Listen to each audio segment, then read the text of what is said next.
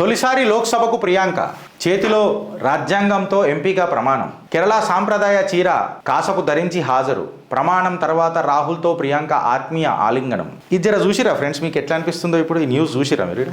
ఈ ఫోటో జర ఒక్కసారి జూమ్ చేసుకుందాం మనము.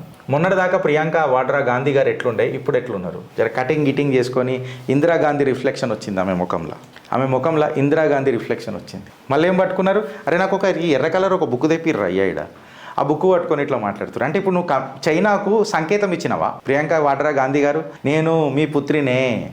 అలా బుక్లో ఏముందో చదువు. ప్రియాంక వాడ్రా గారు, నేను మీకు చెప్తున్నా, మొన్నటిదాకా మీరు రాజకీయాలలో లేరు, నువ్వు ఇప్పుడు రాజకీయాలలోకి వచ్చారు కాబట్టి విమర్శ తప్పదు.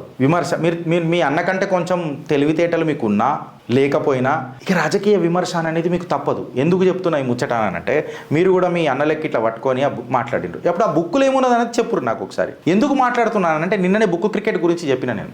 Article 9 of the Indian constitution ఏం చెప్తుందంటే, ప్రియాంక వాడ్రా గాంధీ ఒక భారతీయుడికి ఒకటే పౌరసత్వం ఉండాలా, రెండో పౌరసత్వం ఉంటే మూతి మీద దాన్ని ఎలగొడతారు దేశంలోకి. మళ్ళీ మీ అన్నని ఏంది పరిస్థితి అని అనేది నాకు అర్థమైతలేదు. ఆధారాలతో సహా పెట్టిరు చాలామంది. Backups limited company is a British nationalist అని చెప్పి అడ్రస్తో సహా చిత్రగుప్తులు ఎంతో ముందు కూడా చెప్పినాం, ఇప్పుడు కూడా చెప్పినాం. సో బుక్కులు ఏముందో ఆర్టికల్ 9 ఒకసారి చదువు. అండ్ టు దట్ మ్యాటర్, మీరు ప్రతిసారి మాట్లాడతారు reservations and all those things. ఆలింగనం, నెక్స్ట్ ఇంకొకటి ఆలింగనం.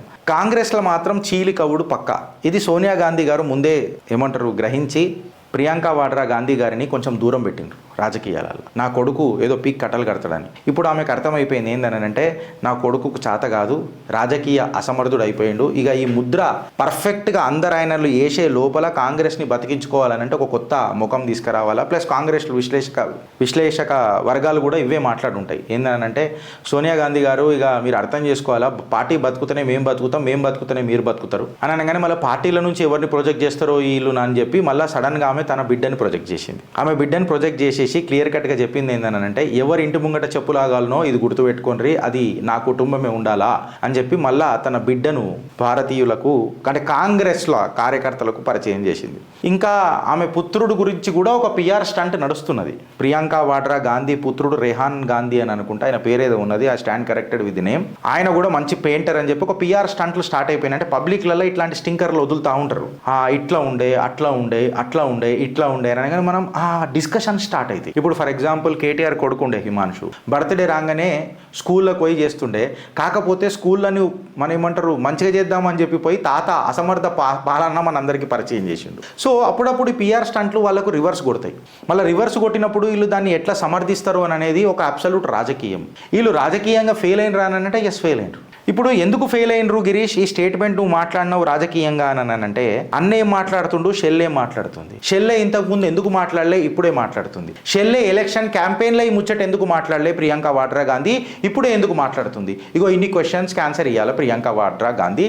ఫస్ట్ అడుగు పెట్టంగా నిన్ను ప్రశ్నలా గిరీష్ అని అంటే ఎస్, బికాస్ ఆమె కొన్ని సమాధానాలు నిన్న ఇచ్చుడు మొదలెట్టింది కాబట్టి నా ప్రశ్నల వర్షం మొదలవుతుంది. నేనేం అడుగుతున్నా ప్రియాంక వాడ్రా గాంధీ గారికి సవినయంగా, మీరు బంగ్లాదేశ్ హిందువుల మీద మాట్లాడారు మేడం. మీరు బంగ్లాదేశ్ హిందువుల మీద మాట్లాడితే are you contradicting to your brother statement? మీరు అన్న మాట్లాడిన మాటలకు మీరు విభేదిస్తున్నారా? ఎందుకంటే అది బంగ్లాదేశ్ అంతర్గత సమస్య అని చెప్పి హిందువులను తుంగలు దొక్కిండు. మీరు అడ్డమైన రాజకీయాలు మాకు అర్థమైపోయినాయి. ఏందని అంటే, ఇప్పుడు ముస్లింలతో ఎక్కువసేపు ఉంటే ఇక మీకు ఓట్లు పడాయని తెలిసిపోయిన తర్వాత మీరు హిందూ ద్రోహులు, హిందూ దోషులు అని చెప్పి హిందువులకు, భారతీయ హిందువులకు కాకుండా ప్రపంచ దేశాలలో ఉన్న హిందువులకు ఆర్ టు దట్ మ్యాటర్ ప్రపంచ దేశాలకు అర్థమైన ఏందనంటే మీరు యాంటీ హిందువులనని. ఇవాళ మీరు నరేటివ్ బిల్డ్ చేయడానికి ప్రయత్నం చేస్తారు. అట్లీస్ట్ ఒక 3-4 ఇయర్స్ మనం ఇది చేద్దామని. ఎలక్షన్ల ముందు మాత్రం వైనాడ్ ఎలక్షన్లో ఒక్కనాడన బంగ్లాదేశ్ హిందువుల మీద మాట్లాడింది అతను.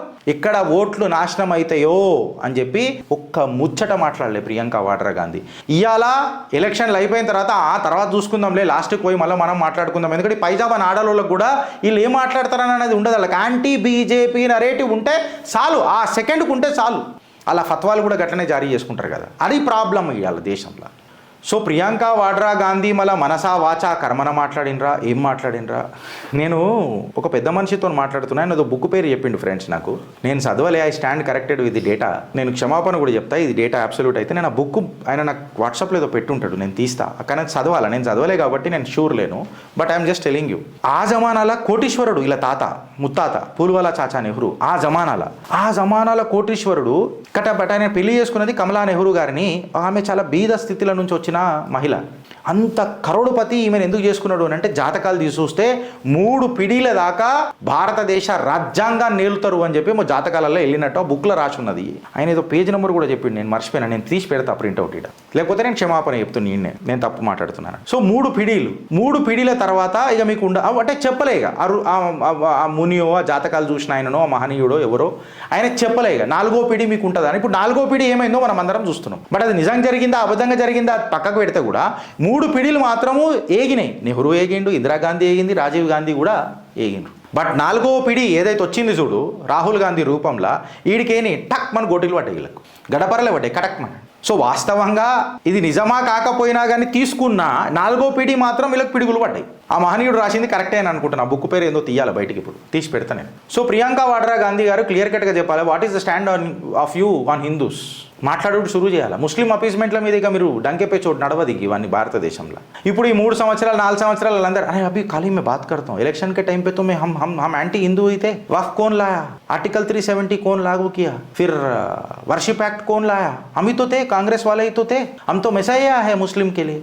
आज हम बात करते हैं अल तकिया, आज हम कमजोर है बात करते हैं. कल चुनाव के टाइम पे तो हम केवल और केवल समर्थन अगर जिसका चाहिए वो तो केवल मुस्लिम का ही हमें समर्थन चाहिए, क्योंकि हिंदू हम पे भरोसा करेगा नहीं और हम हिंदू पे भरोसा करेंगे नहीं.